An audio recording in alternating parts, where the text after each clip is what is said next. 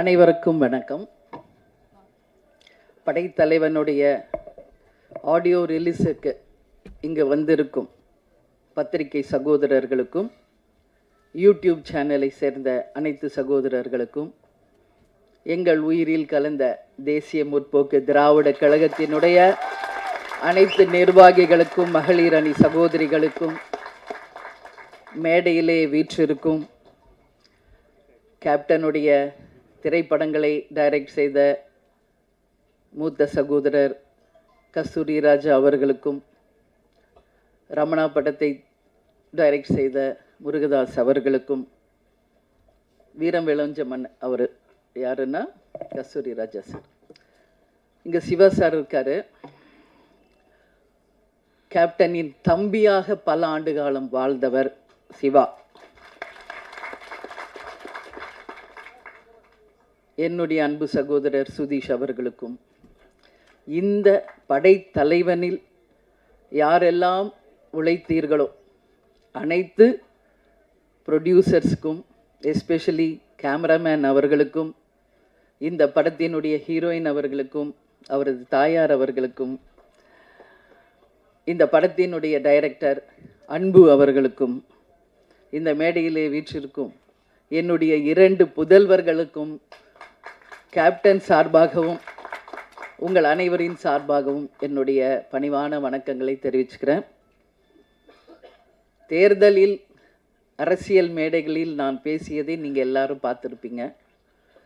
Cinema ஃபங்க்ஷனில், அதுவும் ஒரு ஆடியோ லான்ச்சில் பேசுறது இதுதான் நான் ஃபஸ்ட் டைம். சகாப்தம் படம் ரிலீஸ் ஆனப்போ கேப்டன் இருந்தாங்க. அப்போது என்னை பேச சொல்லி அழைச்சார். நான் சொன்னேன், இல்லை இது சினிமா, அதனால் நீங்கள் மற்றவங்களாம் டெக்னீஷியன்ஸ்லாம் பேசட்டுங்க, நான் பேசலை அப்படின்னு சொன்னேன். மேபி அது தப்போ அப்படின்னு நான் ஃபீல் பண்ணுறேன். ஏன்னா கேப்டன் ஒரு அம்மாவா நீ அவனை ஸ்டேஜில் நீ வாழ்த்தணும் அப்படின்னு கேப்டன் சொன்னார். அன்றைக்கி சரி, சினிமா ஃபங்க்ஷனில் நம்ம எதுக்கு பேசணும் அப்படின்னு நினச்சேன். பட் நான் இன்னைக்கு சொல்கிறேன், சண்முக பாண்டியன் அம்மாவா மட்டும் கிடையாது, உங்கள் அன்பு சகோதரியாக கேப்டன் பெற்றெடுத்த சண்முக பாண்டியனை இனிமேல் உங்களிடம் நான் ஒப்படைக்கிறேன். பத்திரிகை நண்பர்களிடமும் தமிழக மக்களிடமும் நான் சினிமா துறையை சேர்ந்த அனைவரிடமும் அவரை நான் ஒப்படைக்கிறேன். எல்லாரும் பேசுவாங்க, நிறைய நான் பார்த்துருக்கேன். கேப்டன் கூட 33 வருஷம் வாழ்ந்திருக்கேன். கேப்டனை பற்றி பேசுறது இன்னைக்கு அவர் மறைவுக்கு பிறகு டெய்லி அத்தனை யூடியூப்ஸ்லையும் கேப்டனுடைய பழைய காலிய நினைவுகள், பேச்சுக்கள் எல்லாம் வரும்பொழுது கேப்டன் அப்படி பண்ணார், இப்படி பண்ணார், நிறைய விஷயங்கள் நான் பார்க்குறேன். கேப்டனுடைய 2 புதல்வர்கள். கேப்டனுக்கு 2 தொழில், ஒன்று சினிமா, இன்னொன்று அரசியல். கேப்டனும் நானும் இது அவங்க 2 பேரும் பிறந்த போதே முடிவெடுத்த ஒரு விஷயம்.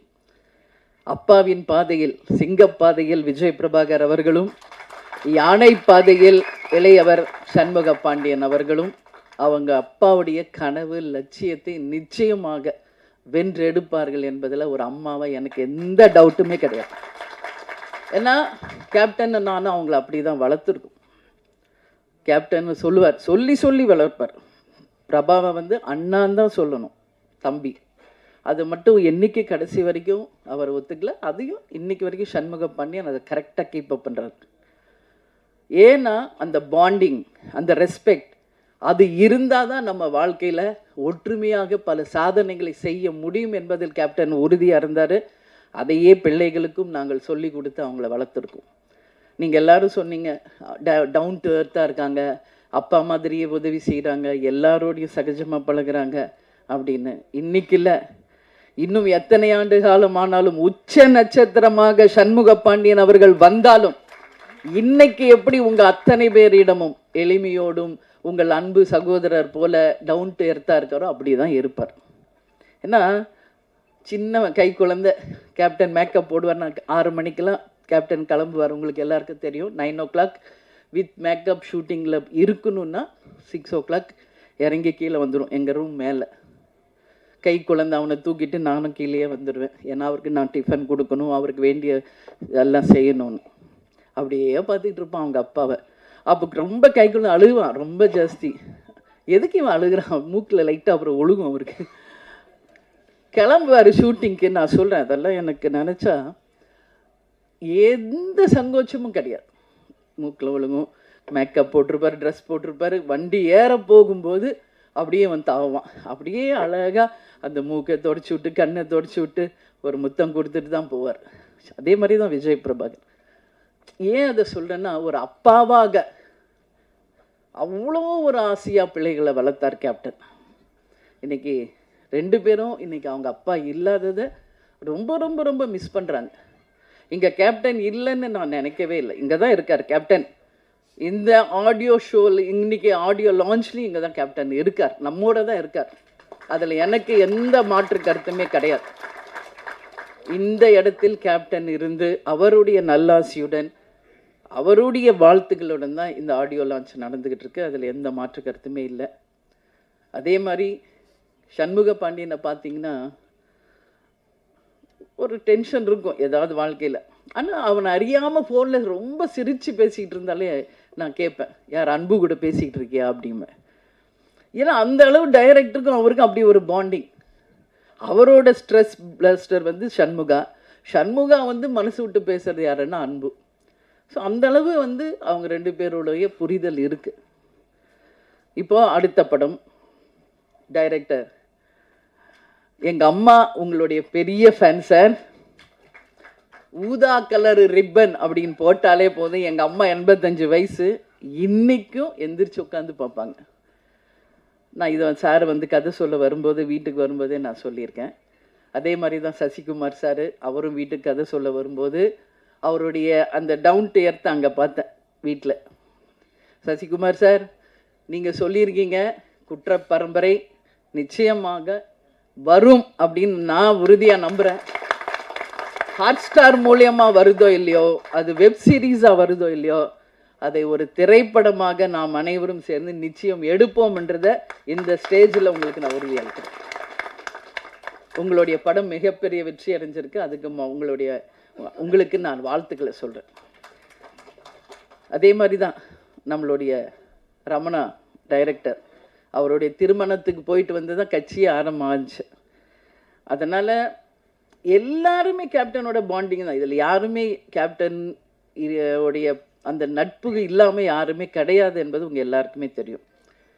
விஜய் பிரபாகர் தம்பி வந்து ஸ்டோரி சொல்லும்போது அவரும் உட்காந்து கேட்பார். ஸோ நான் ஒரே ஒரு விஷயந்தான் சொல்கிறேங்க, படைத்தலைவன் ஒரு அனிமலுக்கும் ஒரு மனிதருக்கும் இருக்கின்ற அந்த அன்பின் பாலம்.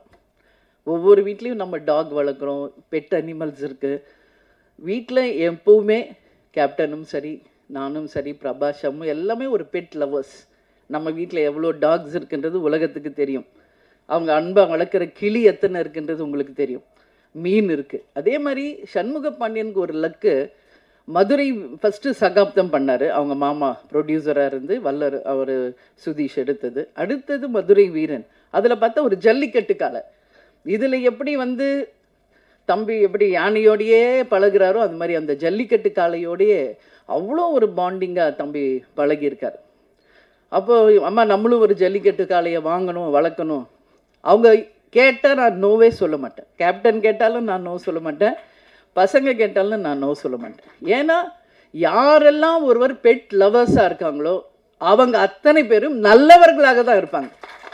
ஒரு வாயில்லாத ஜீவன் மேலே அன்பு வைக்கக்கூடியவர்கள் அப்படின்னா அவங்க உண்மையிலேயே நல்லவர்களாக இருந்தால் தான் அது முடியும். இதுதான் உண்மை.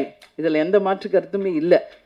அதனால் கேப்டன் கள்ளழகரில் நடித்தப்போ அந்த யானையோட அவ்வளோ அவருக்கு பாண்டிங் ஆயிடுச்சு. என்கிட்ட ஃபோனில் கேட்டார், நான் கூப்பிட்டு வந்துடுவா வீட்டுக்கு அப்படின்னாரு.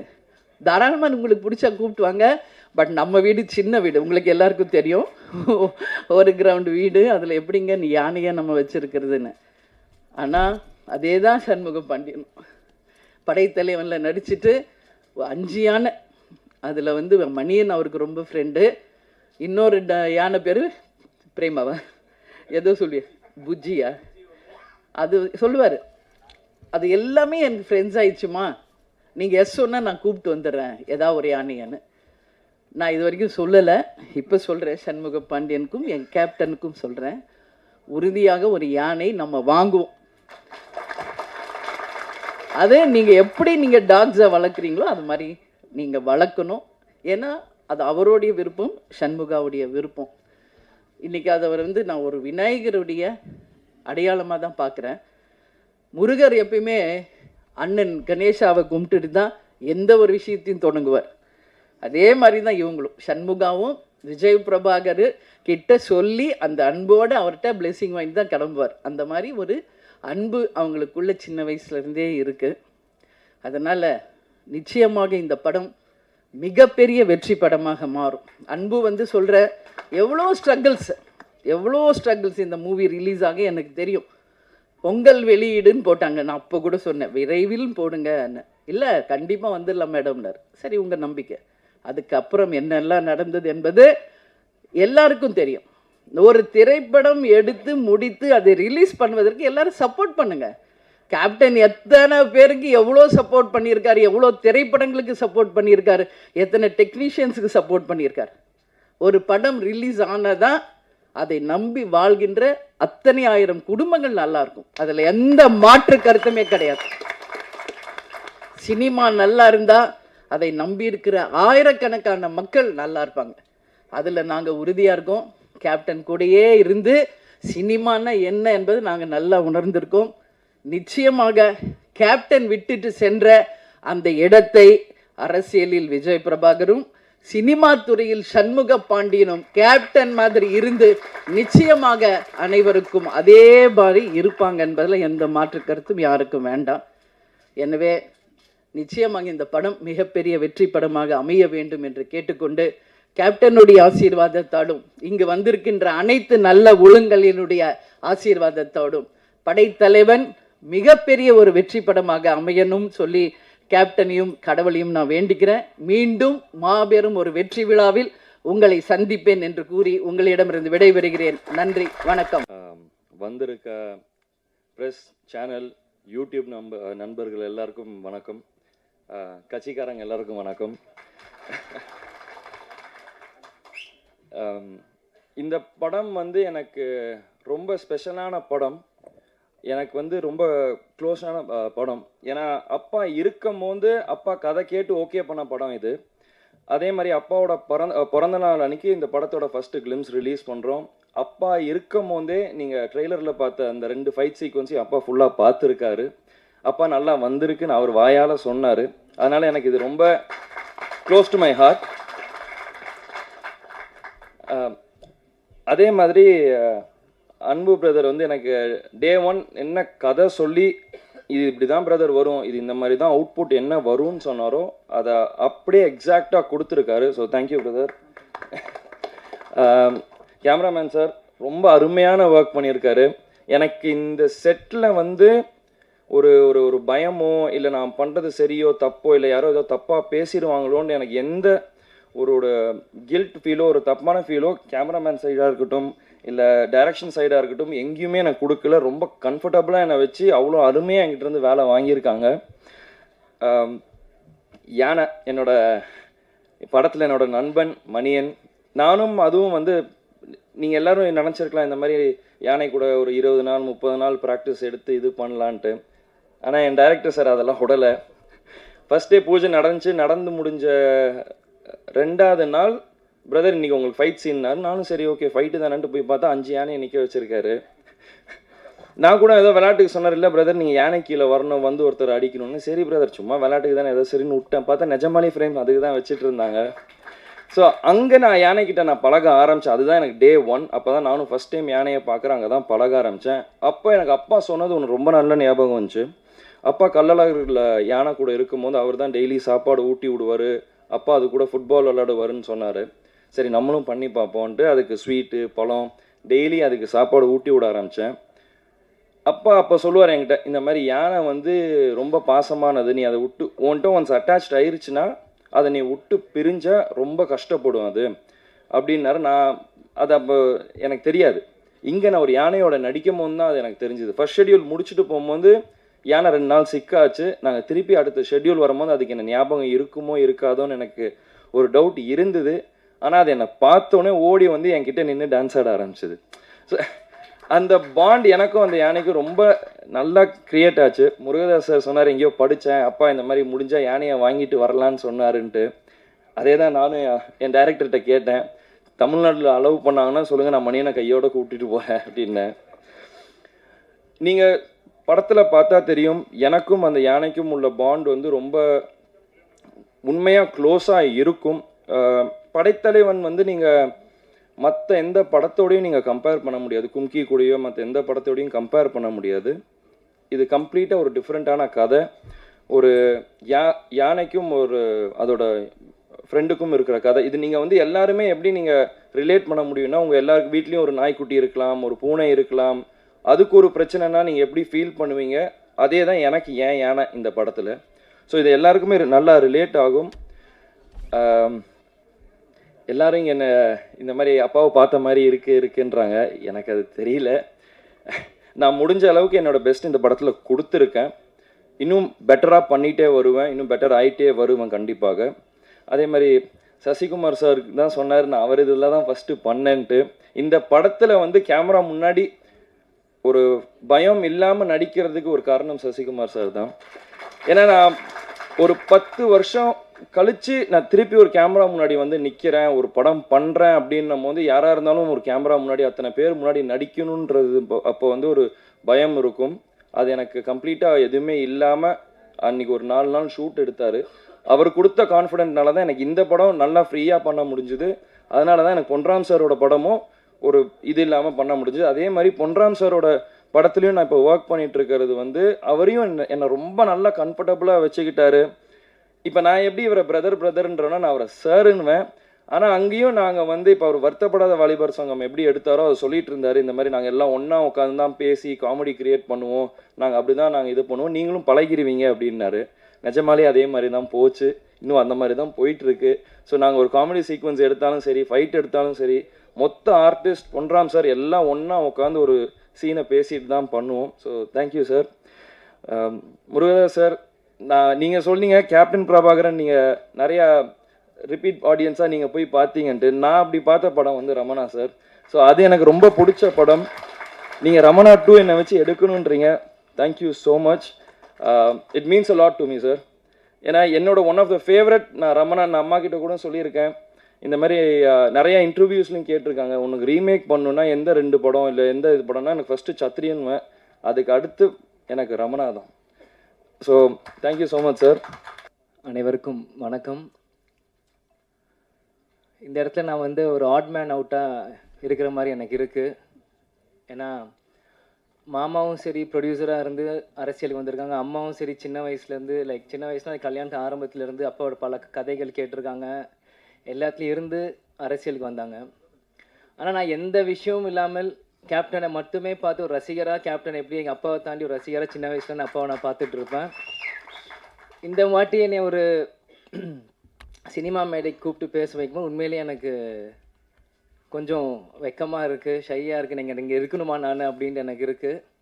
இருந்தாலும் சண்முக பாண்டியனோட அண்ணன் இருக்கிறதுனால அப்பா எப்பயுமே சொல்லுவார், அண்ணன் தம்பிங்க எப்பயும் ஒற்றுமையாக இருக்கணும்ன்ட்டு. எங்கள் அப்பாவோட வார்த்தைக்கு மதித்து அதனால் இன்றைக்கி வந்து என் தம்பிக்கு ஒரு சப்போர்ட்டாக இருக்கணும்னு இந்த வந்திருக்கேன். படைத்தலைவன் படம் ஆரம்பத்திலேருந்து கதை கேட்கறதுலேருந்து நம்ம பார்த்திபன் சாராக இருக்கட்டும், அன்பு சாராக இருக்கட்டும், எல்லாரும் வந்து கதை சொல்கிறதுலேருந்து நானும் தம்பியும் இந்த கதைகள் கேட்டிருக்கோம். உண்மையிலேயே ஒரு நல்ல படம், நல்ல கதை படைத்தலைவன். நிச்சயம் எல்லாரும் சொல்கிற மாதிரி தமிழ் சினிமாவில் ஒரு மிகப்பெரிய ஒரு ஆக்ஷன் ஹீரோவை இன்ட்ரடியூஸ் பண்ணுற ஒரு படமாக படைத்தலைவன் இருக்கும். ஏன் இதை சொல்கிறேன்னா, யார் எப்படி சொல்கிறாங்க எனக்கு தெரியல.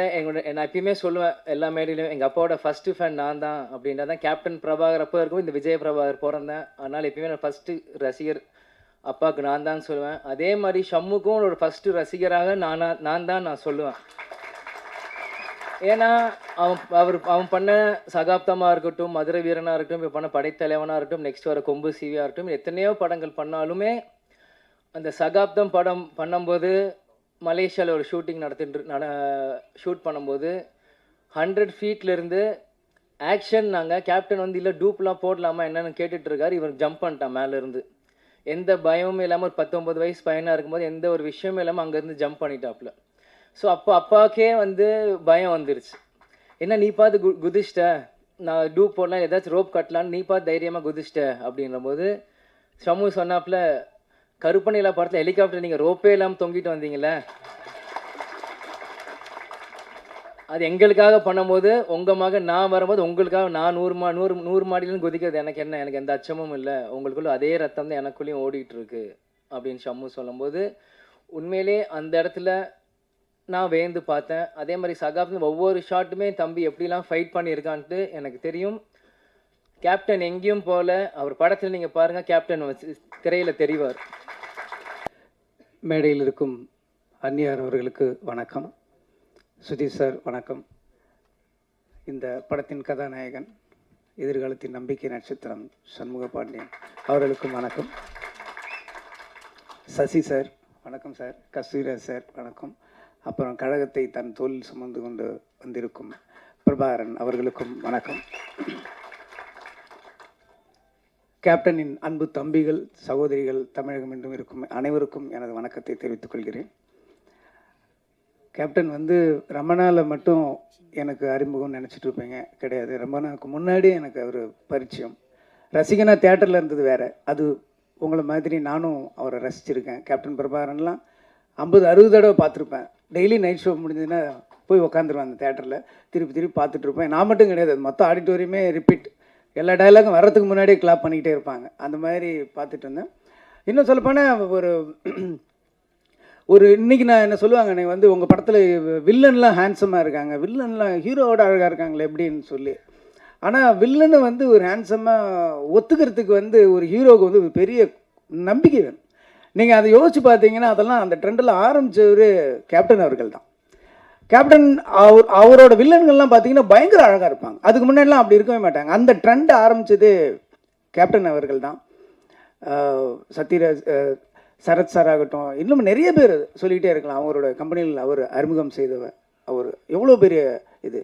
அதுக்கப்புறம் நான் கலைமணி சார்கிட்ட வந்து ஒர்க் பண்ணும்போது செட்டுக்கு போயிருக்கேன். கருப்பு நிலா செட்டு தான். அப்போ அவர் டைலாக் வந்து கலைமணி சார், நான் அசிஸ்டண்ட்டாக இருக்கும்போது செட்டில் போவேன்.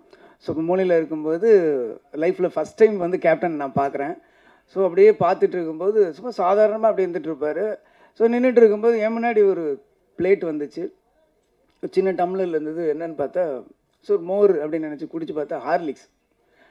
என்னோட அது நம்ம ஒரு அசிஸ்டண்ட்டுக்கு ஹார்லிக்ஸ் நம்ம கொடுப்பாங்க ஒரு கம்பெனிலன்னு அப்படி குடிச்சிட்டு, ஒருவேளை வேறு யாருக்கும் வாங்கினது மிச்சமா, சரி ஓகேன்ட்டு இப்படி போய் தனியாக குடிச்சு அந்த பக்கம் பார்க்குறேன். ஒரு பெரிய ஸ்டவ்வில்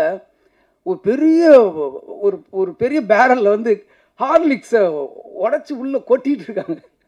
நான்லாம் ஊரில் ஹார்லிக்ஸ்னால் உடம்பு சரியில்லைன்னா வாங்கி கொடுப்பாங்க. அப்போ தான் அதையும் அப்படியே இந்த பக்கம் திரும்புறதுக்குள்ளே வீட்டில் இருக்கிறவங்க எல்லாரும் அப்படியே வாயில் போட்டு காலி பண்ணாங்க. வந்து ஹார்லிக்ஸ் வந்து ஒரு சினிமா கம்பெனியில், அதுக்கு முன்னாடி நான் கலைமணி சார்கிட்ட ஒரு 10 செட்டுக்கு போயிருக்கேன். அந்த மாதிரி நான் பார்த்ததே கிடையாது. ஹார்லிக்ஸ் ஆகட்டும், இளநீ ஆகட்டும், இது எல்லாருமே சொல்லியிருப்பாங்க. நான் கண்ணால் பார்த்துருக்கேன். சபரிமலை மாலை போட்டவங்கெல்லாம் வந்து கருப்பநிலாவில் கோவாவில் ஷூட்டிங் நடந்துட்டு இருந்தப்போ அப்போ அவங்க சாப்பிட்டுட்டு இருக்கிற இடத்துக்கு வராரு கேப்டன். வந்து அவங்க பார்க்குறாரு. பார்த்துட்டு வந்து இவங்களுக்கு என்ன எதுவும் வைக்கலன்னா, இல்லை கேப்டன் அவங்க நான்வெஜ் சாப்பிட மாட்டாங்க, மாலை போட்டிருக்காங்கல்லன்னு. அவங்களுக்குலாம் பக்கோட போடி அப்படின்னு அப்போ சொல்கிறாரு. எனக்கு வந்து எப்படி ஒரு கேப்டன் ஒரு படத்தோட கதாநாயகன் தனக்கு என்ன வருது மட்டும்தான் பார்ப்பாங்க.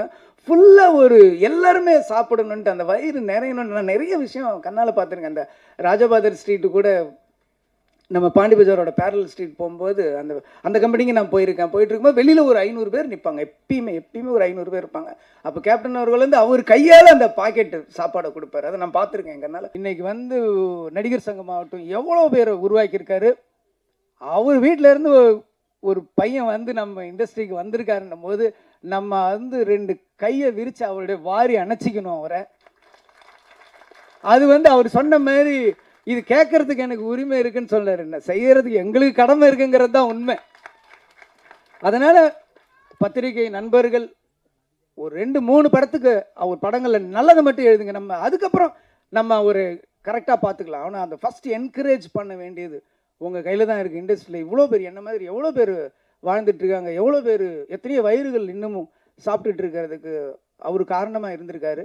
அதனால் அவருக்கா இந்த படம் மிகப்பெரிய வெற்றியை நம்ம கொடுக்கணும், அது அடையும். ரொம்ப பிரமாதமாக இருக்கார். எனக்கு ஒரே ஒரு சந்தேகம் தான், எப்படி இவருக்கு கட் அவுட் வைப்பாங்கன்னு நான் ஆச்சரியப்படுறேன். ஏன்னா இவரே கட் அவுட் மாதிரி இருக்காரு. இவ்வளோ ஒரு கம்பீரமான ஒரு கதாநாயகன் தமிழ் சினிமா கிடச்சிருக்காரு. ரொம்ப சந்தோஷமாக இருக்குது. வளர்ந்து வாங்க, ரமணா 2 எடுப்போம். திருப்பியும் வந்து நம்ம கேப்டனை வந்து நம்ம காட்டுவோம்.